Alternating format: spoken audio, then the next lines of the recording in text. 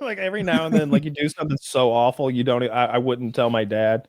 One time, I was at his farm and he was away on a trip. I've probably told y'all this before, but there was a bird on the power line, and I normally would never shoot a bird on a power line with anything more powerful than like a 22, because you don't want to risk shooting the power line into, right? That's a big deal.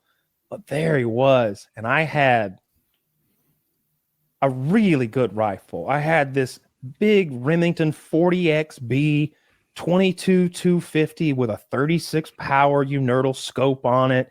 This is the gun you use to cut playing cards in half. It'll put 3 bullets in the same hole at 120 yards. It's what it does. It weighs 15 pounds or something, and it's a small caliber rifle. When you shoot it, it goes key. It barely moves, but the scope's like gyroscopically stabilized, so it doesn't move. It stays stationary. This is the gun to shoot a bird off a power line. But I didn't know my dad had zeroed it for like some other range. And so at 50 meters, it's shooting real low. And so instead of making the bird go poof, which is what a 22 250 will do to a robin, it'll go poof. It's really satisfying. You can hear the bullet hit it. It just shot the goddamn power line in two. Just shot the big power line in two. Now, I've never seen a power line hit the ground before. It hits the ground and starts jumping around. Yeah, shooting blue fire and making this noise. Well, the plasma is cooking the grass and blackening everything, and it's moving.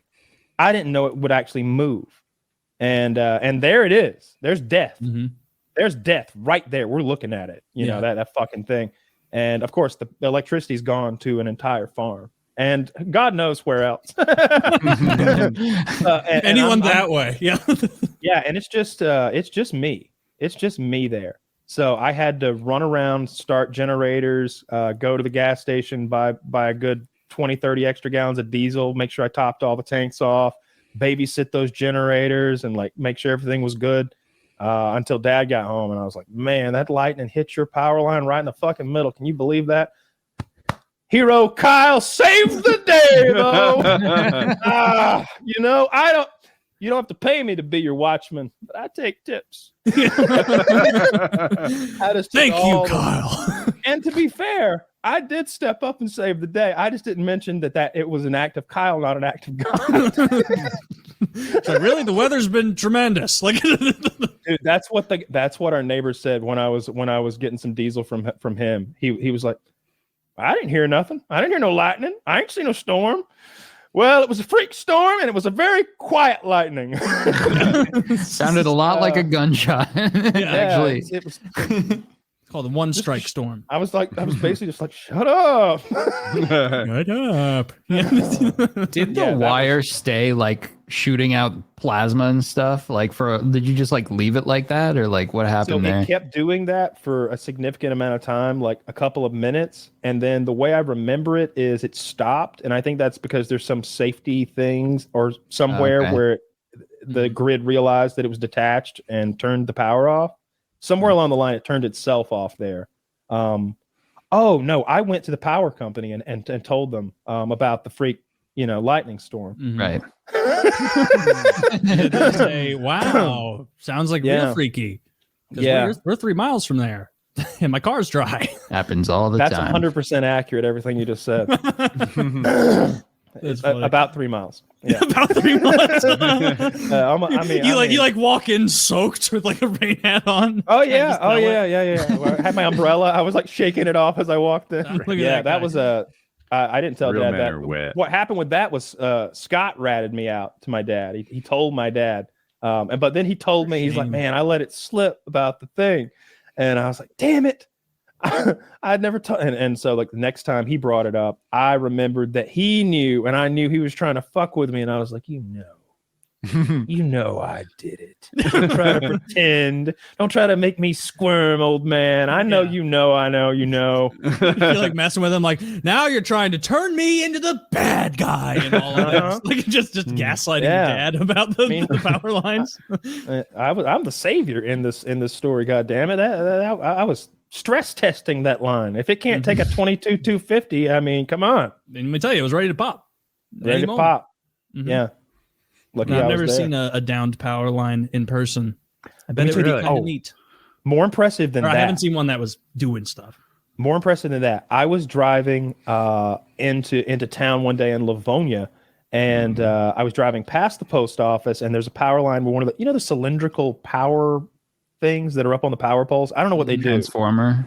Is that what it is? I think they're called that. Yeah. That gray cylinder that's up there, whatever the fuck that is.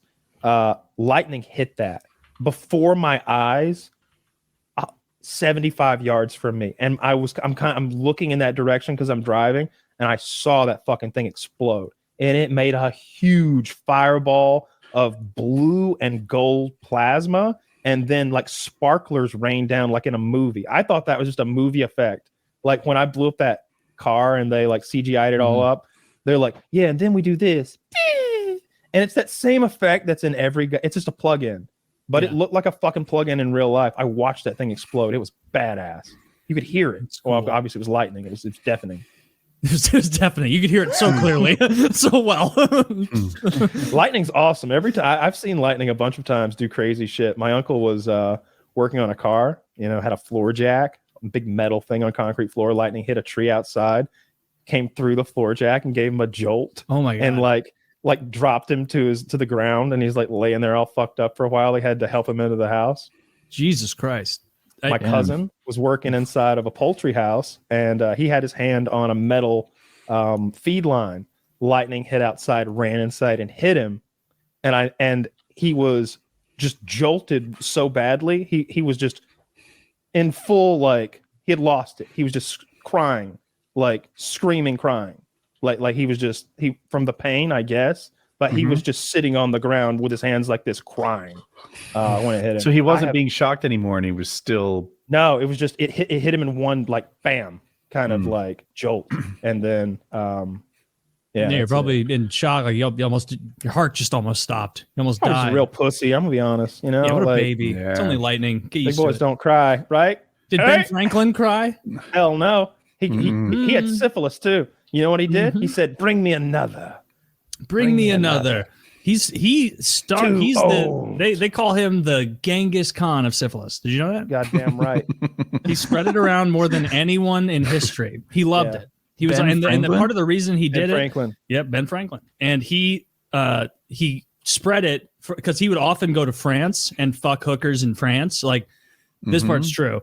And he would. I had my suspicions about the other part. The other part, but he would go there and he would fuck a bunch of hookers in France. And I guess in France at the time, syphilis was all over the place, and so he constantly had syphilis. Yeah, it's a terrible disease. No, not back then, right? Like they probably had little have antibiotics, nitrate or something shot up his dick, like something crazy like that. You would need antibiotics, though. That's the real way he invented electricity. Yeah. Trying to get rid of the syphilis. That light bulb up my ass. No, it hurt a lot, and it made up something about a key on a kite. That's bullshit. No, he was trying any and everything to get those bumps to go away. Jesus Christ! I'm glad. I don't think you get. Do you get bumps? I have no idea if syphilis causes bumps. I know I got like a little red like patch on my shoulder that you could only really see out of a hot shower. That's how I knew I had it. Oh, and then all the skin on my palms and the soles of my feet fell off. Yeah, that's the bigger one that was in the shower. That was the secondary symptom. But when I saw that red patch on my shoulder, I knew something was up. You started thinking about committing tax evasion and going insane in prison, and you realized, no, I don't want an Al Capone life. No, you don't want that Al Capone life. That's Al Capone. That's how Al Capone died. He should have died as like a super cool gangster sitting in like a Sicilian veranda or something. Sometimes I worry that they didn't get all the syphilis and that there's a little like eating away at my brain, because when I get blood, I still have those syphilis antibodies. Food for thought. Food for thought. Or thought for food. Thought this week on Reading Rainbow. I missed that I show. love Reading Rainbow. That was great. Yeah. You grew up on a farm. Like when I would go to my grandparents' farm often, like we would ride ATVs and like do stuff with the cows and like shoot guns a lot, but no bombs. A lot of paintball on the farm. I have Yellowstone questions. So your grandfather has an actual cattle farm.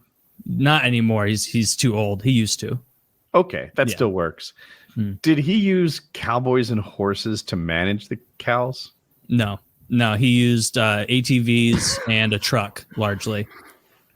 So how many head of cattle are we talking? It was like at the peak, I think it was like 700. How big is a farm for that? It was pretty sizable. Usually it wasn't that many. Did he sell the land since then? He sold some of it, yeah. Okay. Yeah, because it was just too much. He just always loved it. Like he grew up farming, it's what he knew, what he's comfortable with. Like he's one of those guys, like coming to St. Louis is like the big city. Like it's pretty hates big. It. He hates coming here. Like so he'll be here calves. for a day trip. He would sell calves, cow calf pairs, or do you know? No, he sold direct to like the fucking meat people. Okay, so they were probably taking the I guess he matured the calves into cows and sold them. Yeah, so like he would get probably keeping the cows and selling the males. And that's all he did his whole life, just cattle farm. When he was much younger, he was like an electrician. Like he would climb the poles and like do that kind of shit, like down highways. That's what it's called. He's a lineman. Did trucking. He did a bunch of stuff. And then settled on cows. Can I go back to the ATV thing? Were there like a team of people directing the cows in some direction on ATVs, like 4 of them, just buzzing around? Like it wasn't, because the pastures were like subsectioned off in such a way. Like he didn't have a shit ton of people, and so like they would just move them to smaller pastures, like piecemeal. Like it wasn't a huge drive somewhere. It's like, get him over there, close the gate behind him, knock him over to this pasture, close that gate, and that'll be at this pasture and this one for the next X amount of. And they're moving them days. So that like there's fresh tall grass for them to eat here and rotten old grass. Yeah, and so recover. Like you naturally like cycle through pastures so that you're not over fucking up one of them, because the cows will just destroy the ground if you leave them in that. There's area a ratio. Over a while. There's a formula for how much square footage you need per cow if you're and then a timetable, right? Because there's a amount of land that you can throw. You throw one cow in a pasture, you don't need to rotate them anywhere. How many do you need to add before you do, right? If we got 20 acres here, how many cows do we add before? Oh, we need to be rotating every 6 weeks or whatever it may come to. 700's a lot. 700's a lot. Did he ever? Well, it was. I'm probably remembering more, and I know like the biggest groups I saw were like when he and like a couple of his other farmer guys were like sharing pastures and stuff. But I remember as a child, like being blown away by it and like having so much fun, like seeing so many fucking cows run across pastures. And then like knowing, like, I remember being kind of scared of them when I was like a very little kid, because it was like that thing could just barrel over me. And then like it was a cool moment being like, when he would be like, Taylor, come up, say hi. And then I remember like I got so comfortable with them that I would be like, when the new cows would come, I'd be like, welcome to the neighborhood, like saying hi to them, and I'd like pet them all and like play with them. And it was not play with them. They didn't want to play, but it was fun. Place in Florida that teaches you to fly paramotors, and not far from there are huge, just, I can't even call them pastures. And I don't know how to estimate the acreage. I'll say 15,000 acres. I don't even, like, miles of field. Anyway, they hate it when people fly low over the cows, like within like 100 feet or 200 feet up. Can you explain the damage that I'm doing to cows by flying 200 feet over them? They could miscarry. They're very easy to scare and stress out, and novel stimuli like spooks them very easily. So if it's something that they haven't experienced before, you flying in low over them could spook a couple of them. Could run them through a fence. Fragile. So they would spook and then make bad decisions, like going to deep mud, or it could just fence. Like Kyle's right. It could fucking miscarry. Like it could just get so scared. For what it's worth, I'm really good about it, but people aren't. Yeah. Fuck it. I'd go down there, kick one in the ass. I don't care. I'm flying low. It would prefer that, because if you kicked a cow right in the ass, it wouldn't look at you. Like, I think we said this before. If Brock Lesnar punched a bull in the head as hard as he could, he'd break his hand on that big flat piece of bone as thick as a cast iron skillet. Did you see that video of the Russian punching the camel the other day? I thought, what an idiot who punches a camel. Dude, I'm guessing the camel hated it. He walks up to this camel. He walks up to this camel and fucking slaps him one. Like he thinks he's Arnold Schwarzenegger and Conan the Barbarian, right? Yeah. The thing mauls him to death. What? It bites him on the shoulder and picks him up. That pussy couldn't take a camel? It throws him, I don't know how far, maybe 8-12 feet. Camel's and then it runs over me. there and stomps him a few times. And then it starts like biting the shit out of him, like mauling him. And then it picks him up again and flicks him again. Like it's like grabbing him and then flicking that big long neck. It kills him. And who's you can see the blood on the ground. If there's a video, was the it's like a security camera type situation. Is it in the snow? Yeah. I don't think microwave technology is. I don't think microwaves came from 55, but anyway. I think so. I think it's earlier than that, even because it's probably. I know Google, when did microwaves go mainstream? Well, hang on. Let me tell you how and when. So there was a radar technician whose chocolate bar melted in his pocket while he was operating the machinery there. And from therefore it was science and capitalism. If there is a thing that we're all doing right now that's causing cancer we don't know about, like, what if it was microwaving our food? What if that's the thing? What that if it's having a cell phone? Having a cell phone, microwaving our food, stuff we don't think about at all. Wi-Fi? The same way that we think like, there's no can you believe that the Romans were so retarded that they had lead pipes for their water? What idiots! Like, there is stuff we're doing now that we don't know.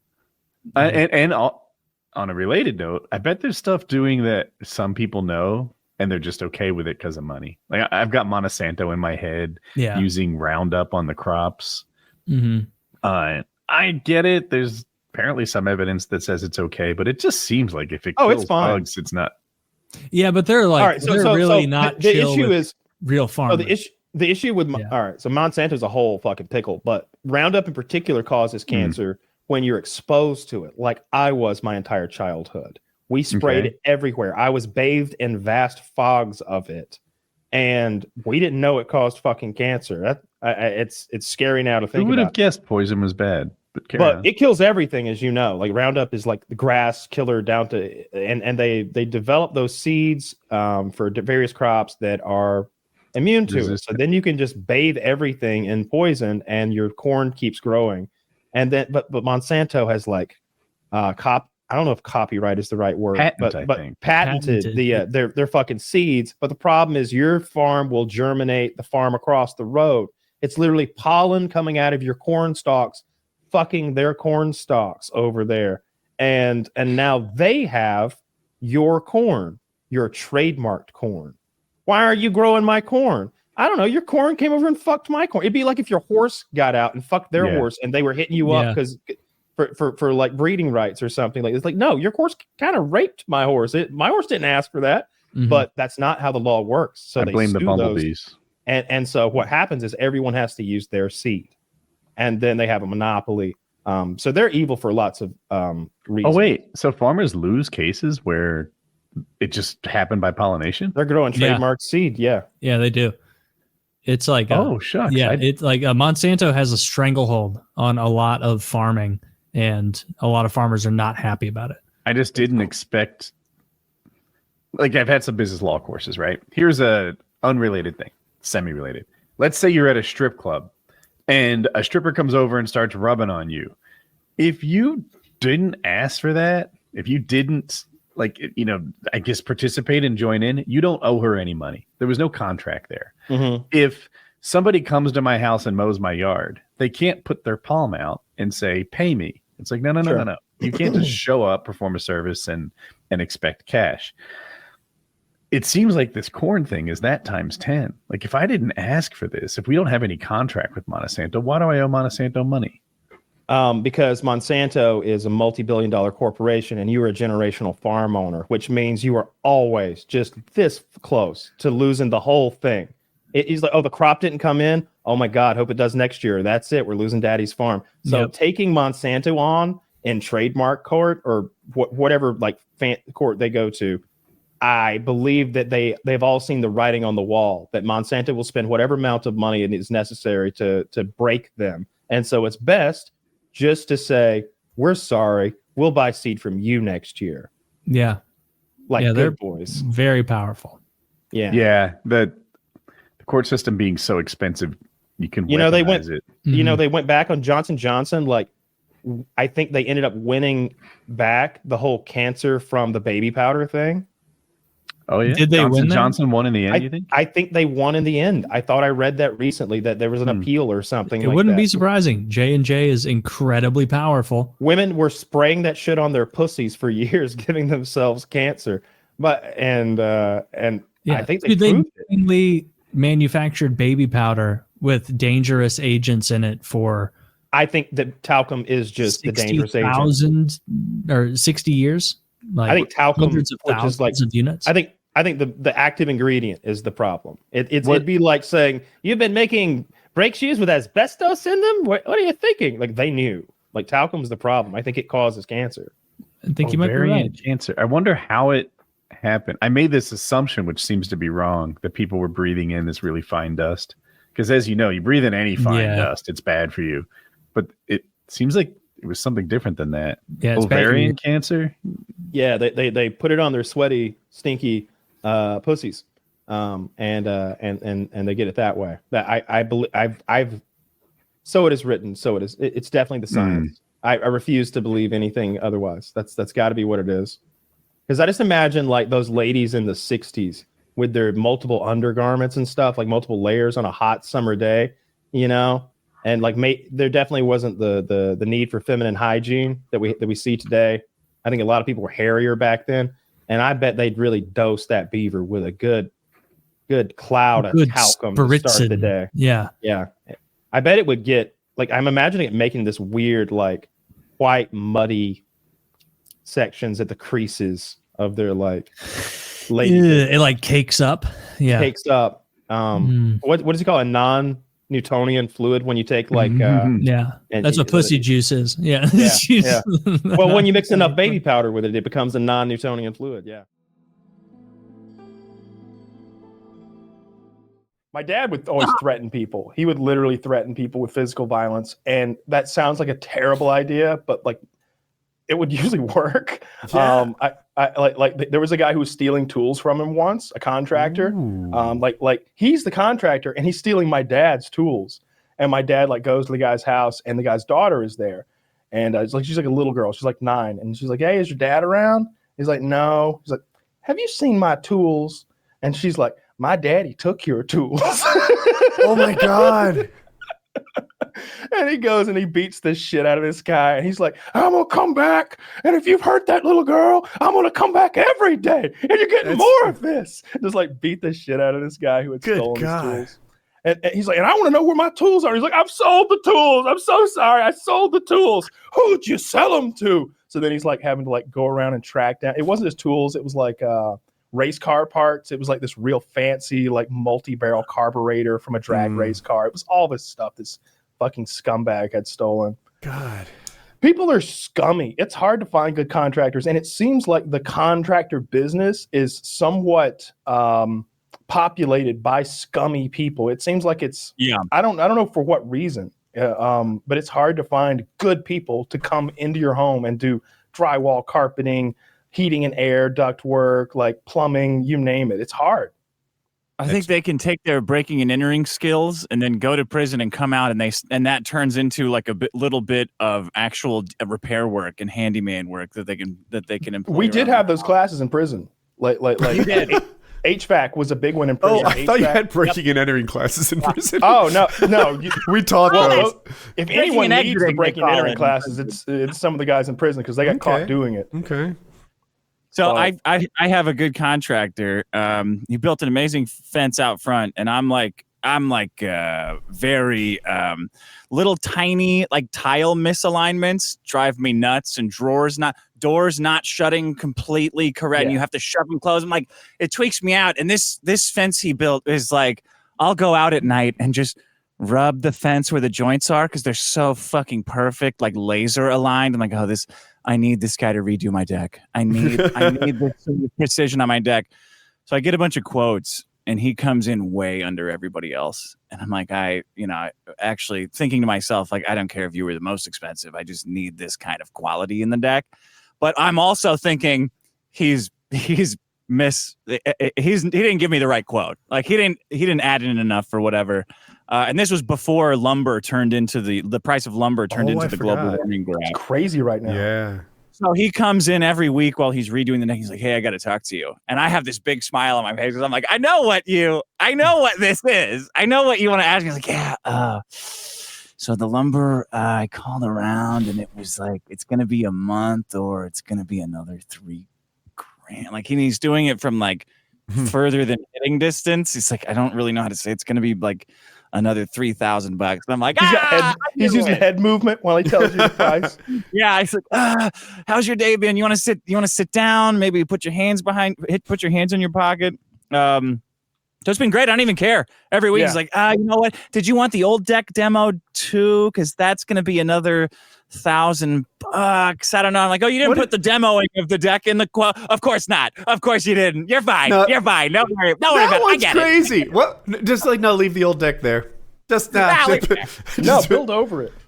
Yeah.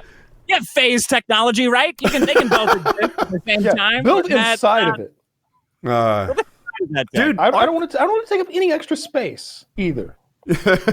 Yeah. Our house always has something that needs to get done. If this guy was on the ball, like he'd have a real customer in you. Yeah, he'd work here full time. I'd have another dependent.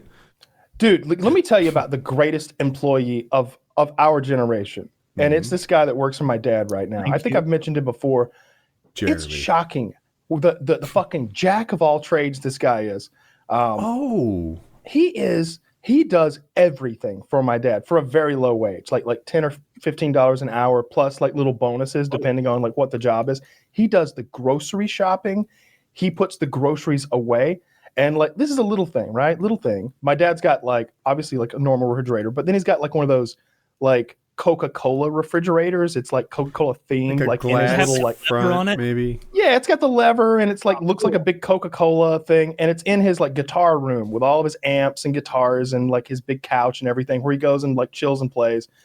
Well, the guy takes all of the sodas and like takes them out of their like 6-pack like plastic thing and like they're individually in there. Like, I don't know, that's just a little thing. The guy mops the floors, and I mean hands and knees scrubbing like Cinderella.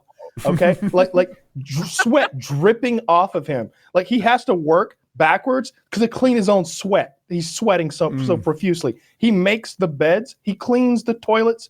He puts these things every week. Like there's a chore list, and it happens every week. Like each of these, the floors all get scrubbed every week. The beds get made up every day. The dad's like, I can never find a salt shaker because he puts them away. Like everything is put away in its place. Like you can't even have salt and pepper like out on a countertop because everything is in its spot, in its slot. Like all this, like I don't know spoons, if I like the that. ladles, the spatulas. I'd be like, listen, Skippy, one of the salt shaker spots is right here on the counter. Right on the counter because I need salt all the time. Like, what if I decide to eat a tomato and I want some salt? No, it's put up, it's put away. Like I went over there a few weeks ago and I was like cooking my dad and I dinner, and I was like, where is everything? He's like, it's all got a spot. You'll figure it out. It's everything's put away.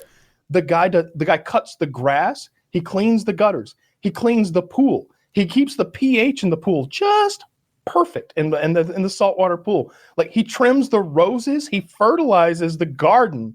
He picks the fruit in the garden and trims away like the bad fruit so that the tomatoes will grow extra big. He works on the farm also like early in the morning and gets all that out of the way. He tends to the computer systems that moderate everything at the farm. Like he works at least 12 hours a day for my dad. And I don't think my dad's paying him more than $400 a week. Oh, I was just about to say I knew the scam. Your father needs, this is need, not want. Yeah. He needs someone 10 hours a week. And this guy has turned it into a 70-hour-a-week job by doing more. Dad loves it. I'm not saying he's what I do without him. He's definitely not dishonest. He's just turn it into a bigger job than it could have He been. did one little dishonest thing one time, and Dad caught him. He stole a little bit, like $20 or something like that. But Dad was like, "We call that spillage. That's what you call spillage, all right? You know, like, oh, he took $20 out of an ashtray. Well, I've never seen anybody scrub a floor like this man before in my entire life. I've had 4 wives, and I've never seen one of them mop a floor like this fucker. And I'd pay him $1,000 if he for a woman to scrub a floor like that. Never seen it in my life. I'm telling you, my dad. It seemed kind of.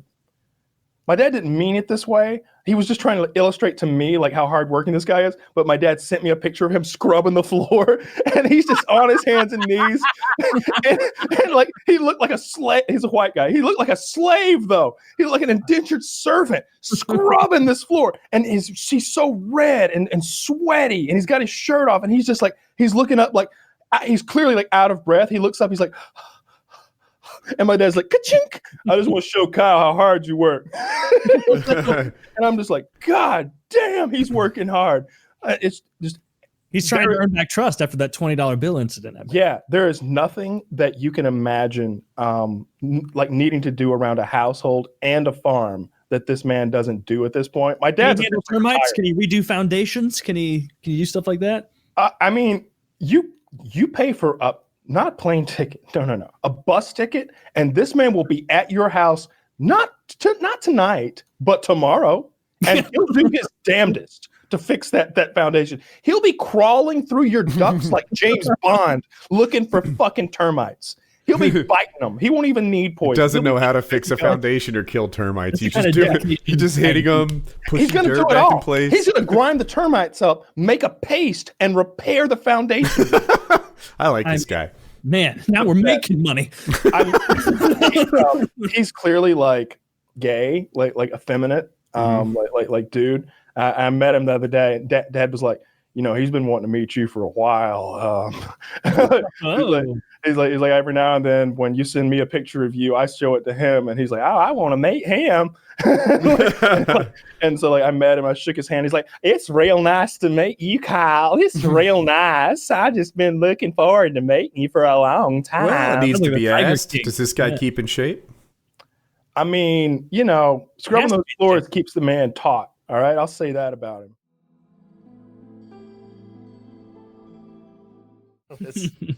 Yeah, we would have like big ideas for like what we were gonna do. Like we always went in the woods after school when we were kids and like played, and like it always devolved into like building forts and like trying to build like a cool one, a good fort. None of them were good. Yeah. They were all garbage, but it was so much fun. That was all we did. Just played in the woods all day.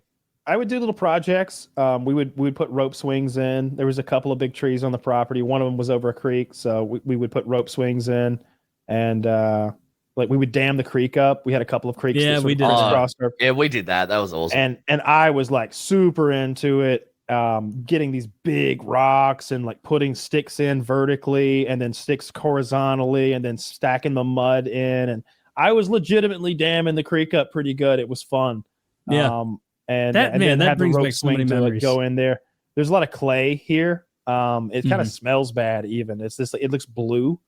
And we would like make stuff out of clay and then like forge it. Not forge. Whatever it's called, kiln it. I don't know. To try to like make clay pottery. Most of the summers were spent doing stupid shit like that in the creek. But we always had golf carts and 4-wheelers, and that was what kids like rode around the farm. We would beat the shit out of those golf carts and the 4-wheelers for that matter. But the golf carts. We always had motorbikes. We were talking about this the other day because my granddad like built boats, and he'd always like in his spare time would build like little dinghies and stuff, and just have them at our shack. And so we'd have like a dinghy and then like a little outboard motor on it, and then our motorbikes, and we'd end up just like ride to the boat, take the boat out, or put the motorbikes on the boat, and then just try and find a weird place to go to. And so you'd like go out and find like a tiny little fucking weird island, and then ride the motorbikes around on it. And it's like, has anyone actually ever been here before? There's no houses or anything on it. No one owns it. You just try and like find random shit. And just sounds like fun. We mostly stayed like on the farm there because a lot of the stuff we were doing would have got, we'd blow stuff up sometimes. Like we'd make little, I wouldn't call them bombs, but we were making firecrackers. Like when I think of a bomb, I think of like a fucking alarm clock stuck to some sticks of dynamite or something. But we were making big firecrackers, and we just set those off back there, or lots of shooting, obviously, all the time. And we would just walk around and shoot things. Like I see most people learn at a target range and they never do any. Like, what's fun is when you just walk around and wander with a gun, and anytime you see something that needs to be shot, you just shoot it. It's not like, look at that rock there, it needs a good shooting, and you're like, I bet I could hit it. I bet I can hit that rock and then make it ricochet into that other one. Watch this, and like just walk. That's what I did most. Did you always have the Ruger 1022s? We always had those. Never had one. They're fucking amazing. I had a Remington Speedmaster. It's a semi-automatic 22. I had a lever action, maybe a Marlin or something. It was heavy, and when it had the hammer in the back and a scope on it. And then I got a cheap little pump action 22 one year, and I would use those three for like different styles of shooting. So with the Speedmaster, I would throw things in the air and shoot it because I took all the sights off, so it was just a round barrel. So we would just shoot gravel out of the air with that at close range with the 22. But then lots of like speed shooting with the pump action. That's really fun to do, like little targets. And then I hunted a lot with the Marlin, like the lever action. I shot a buzzard out of the air flying one time with that thing. I mean, in Minecraft, because I think those are probably protected in the real world. So you got to go to Minecraft. That's where buzzards aren't protected by anything. Yeah. Definitely didn't like one tap that bitch and have it fold up and like hit the ground like a missile. I think you just inadvertently just opened a cold case file. Fuck that buzzard. It would. I saw a guy. We were hunting doves, and a guy shot a hawk by accident, and like that's a big deal. They don't look the same. He didn't. Not only does that look the same, but like it's a crime. And everybody's like, get it, fucking hide it, dude, before the game warden comes and sees what you've done. And he's like, I didn't do it. And it's like, we all saw you do it. Like, there's 6 witnesses out here that watched you blow that hawk away. And like one guy steps up and is like, y'all bunch of pussies gonna argue about it. Give me this motherfucker. And he like grabs this, it's very dead already, and hides it, like throws it in the woods or buries it. It gets it out of the area. The game warden shows up 10 minutes later at the most and starts going person to person, seeing if people are drinking, if they have their licenses, shit like that. But he was a pretty good game warden. I remember I grew up with this really scary game warden who would stalk us. Like every day he would check our license. He knew where we were. And this is when I was a kid. Took it too seriously. Yeah, I remember his name. Like he was crazed. The guy that like showed up on the day of the hawk shoot, my buddy was drunk and he was like, dude, you're holding a beer. like go up there and sit down. He's like, you're right. When you're right, you're right. when you're right, you're right.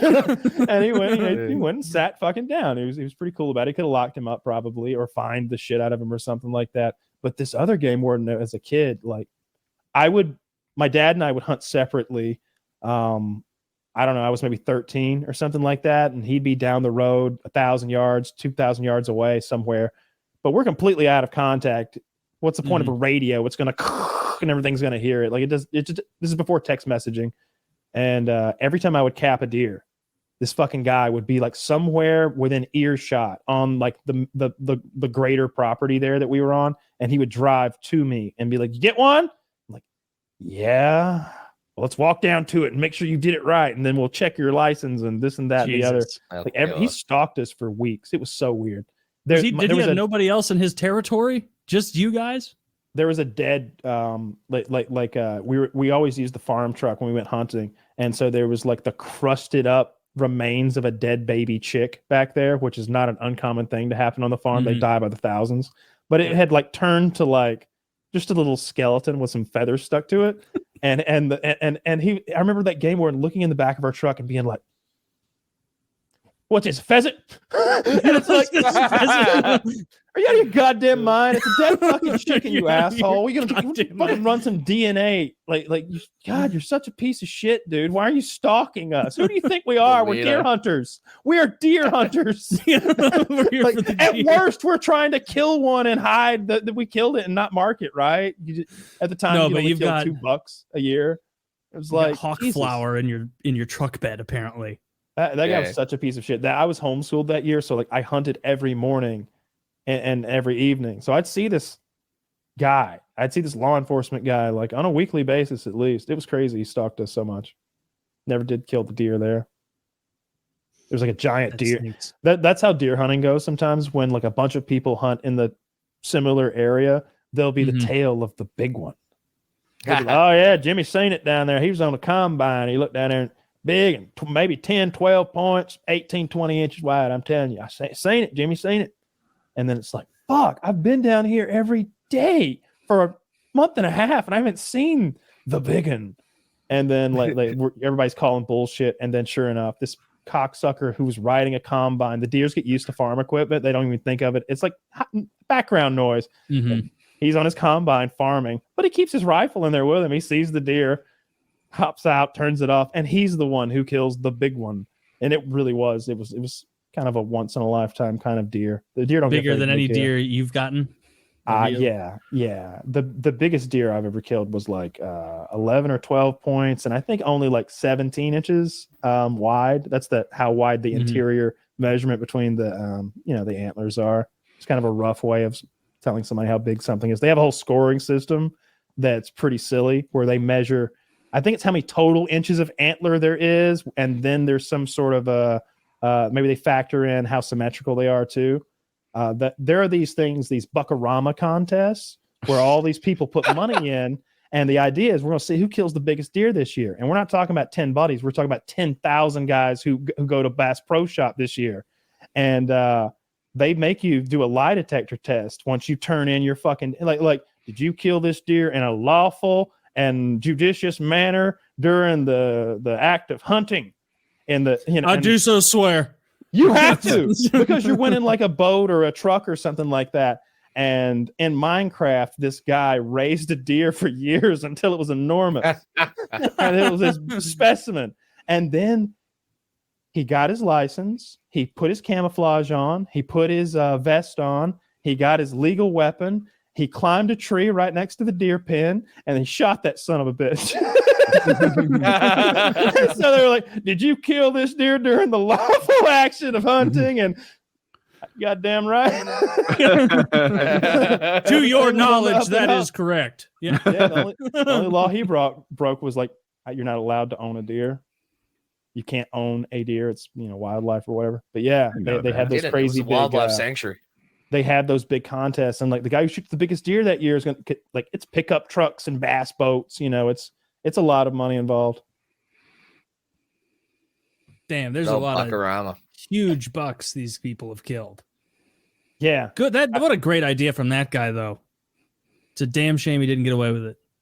I think I know my dad is before I was born, I'm told, had a pet skunk that had been descented or whatever they call it. They just remove those glands.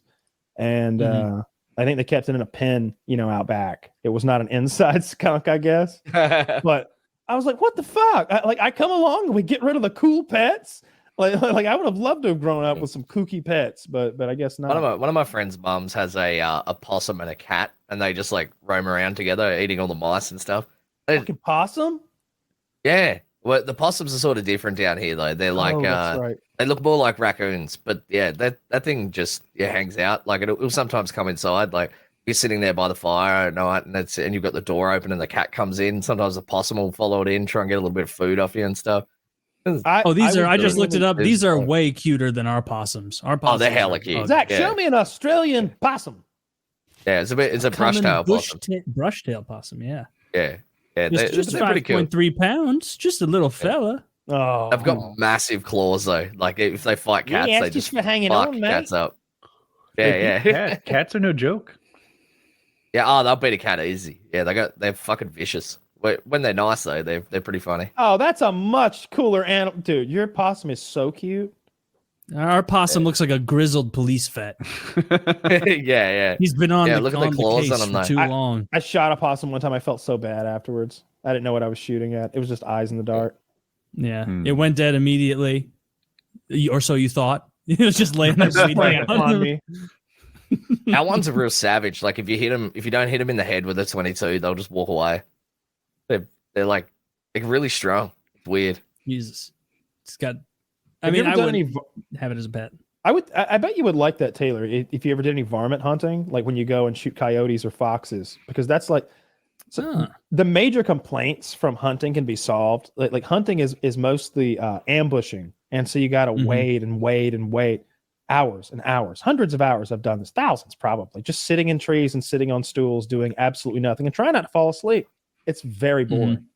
But you can do hunting in ways that are fun. Like with varmint hunting, you use a collar that plays a tape of like a fox getting its shit pushed in, basically. And the fox is like, "Holy shit, that sounds great!" And he runs up and one guy puts a flashlight on him, and the other guy shoots between the eyes, and now you've got a fox, and you get a bunch of those pelts made into cool furniture. I saw. I don't see that would be fun because you want an active kind of hunting, like the kind where that's you have how we to hunt sit in there, Australia. Like, yeah, if you just have to I've deer hunted before, but every time I do a kind of hunting where I'm sitting still all day, I get like even just bird anything hunting, that you can spotlight. That's shit. The kind of hunting you want to do. We were in Texas once, and I was like, "Wait a minute, is there anything here we can't spotlight?" And they're like, "Well, just the deer." Like, so everything else, it's like, yeah.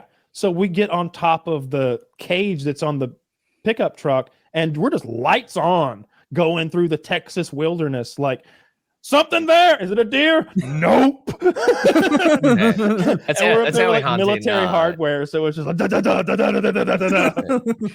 That's how we hunt in Australia. So we just stand on the back of the truck and just drive around, spotlight everything. Not the deer, obviously, but all the like kangaroos and rabbits and stuff.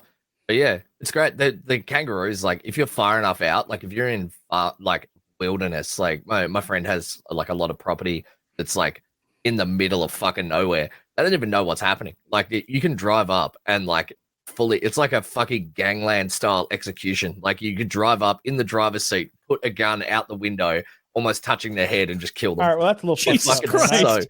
They are so they fucking run from dumb. us. No, they don't run.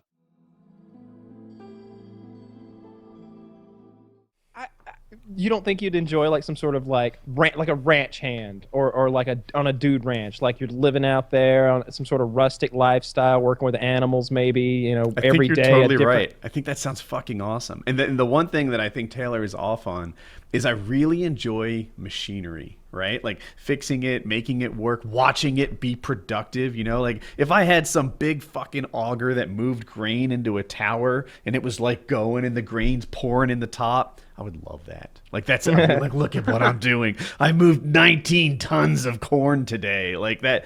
I don't even know what a lot is. Like one of your 10 children's walking up, Dad, you want to watch the all-white ball game? Why? This is Daddy's auger time.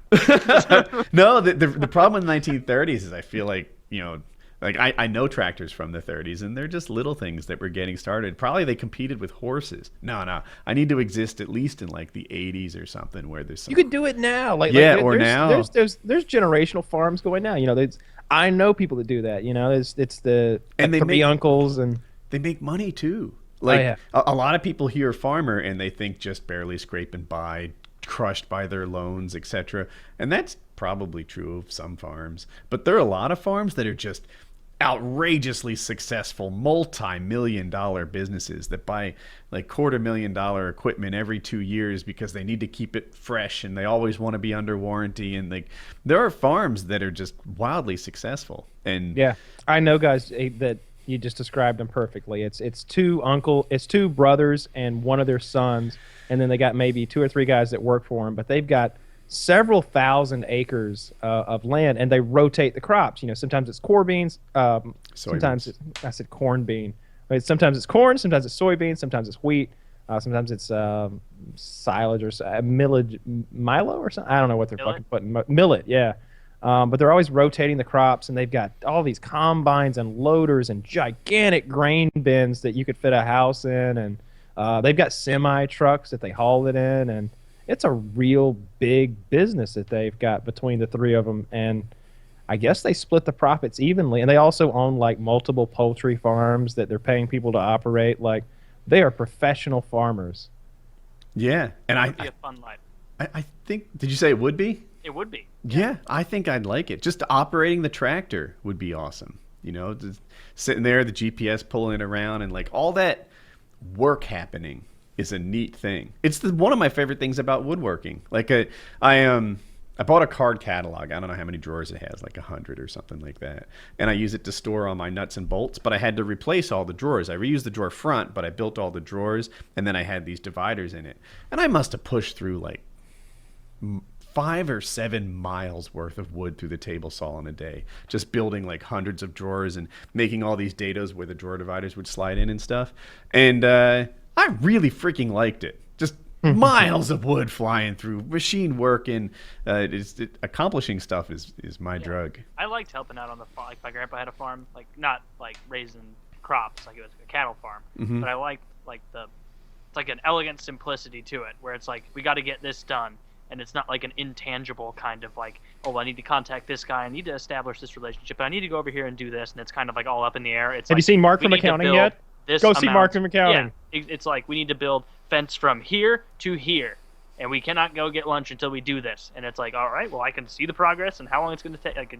You can see every step of it, and you're outside, and it's like every day, like probably a couple months in, I'd be like, Jesus Christ, I'm exhausted. Getting up at 5 in the morning, 4 in the morning, and doing this till sundown sucks. But the idea of it is more fun than the act, I think. I love the way you described some of the tasks that I've had, like, oh yeah, you need to go establish this relationship, right? You know, go meet this person from Spreadshirt, build a positive relationship with them, and then, you know, you coordinate on building something that's virtual. And at the end of the day, you go from like 6 boxes of shirts to 9 boxes of shirts on a web page, and it's like, oh, I got that done. It's not the same as satisfying. Yeah, as like it's not like baling 50 rolls of hay and then piling it up in the barn. Yeah, and you never get farmer strength, which is just great. Like, my grandpa farmed his whole life and was a trucker, and like, he's 70 years old now, but he's got that farmer strength of just like, I shot a deer the other week. He just like grabs a leg on a very large deer and just starts just jerked it up, like, doesn't give a shit. Like, that farmer strength is a real thing. Throw in those. Did you get the meat processed? It's being processed right now. We're going to have about like 50 plus pounds of it. Yeah, some of it's going to be summer sausage. Some of it's going to be butterflied fillets. It's going to be a lot of different stuff. Bless you, Kyle. Bless How you. much does it cost to get it processed? I honestly don't know what the actual cost is. Someone on that side, not like a blood relation, but someone who's related some other way on that side of my family, like, does that and like processes game, and so he's doing it for us, and so just That's nice. Free for us. Yeah, I think it's I know a guy that'll do it for $60. Does a pretty good job, and you get it back in like 3 days. So even then, it's like $60 for it for the processing. If you get a good sized deer, you're gonna get about 30 pounds of meat ish, 40 pounds of meat. I don't know really. And then if you get a big buck, or if you get like, I mean, my doe that I got, like an adult doe, I'm gonna get maybe 30 pounds. I think that's what he said, roundabout there. $17 for the tag here in Missouri, and then if it was $60 to do it, it's like a little under $80 for that much meat. That's still a bargain. Yeah, I want a bunch of cube steak and hamburger and that sort of thing. I like it. It's pretty good. This is especially the burgers. venison we're talking summer about. Sausage. Yeah. I like the venison summer sausage they make. That's great. I've never had that, but we used to always eat the jerky. Like, I used to have a deal with the guy we take our deer to, where like I just leave him a deer, and he was always making so much deer jerky that he just give me like 10 pounds of deer jerky, and I just take that with me. Like, I just wanted rid of the deer. You know, I was just shooting them for fun, so I needed somewhere to take them. And like so I deer had jerky like probably more than beef jerky. Yeah, I think I do too. I had like 4 guys that we take our deer to, and one of them was this Mexican guy who like would just string them up in his backyard, and he lived right next to a major road. And so like he'd be stringing the deer up and sawing the top of its head off to like throw us the antlers. And I just remember this chunk of brain fell out, big chunk of brain, like that had come off with a chunk of skull he'd cut off. And one of his cats ran up fast as hell and grabbed that chunk of brain and just split with it. And I was thinking, like, I guess his cats just eat deer pieces, and I'm like, the cats like the deer. He's like, oh yes, they love the deer. They love them.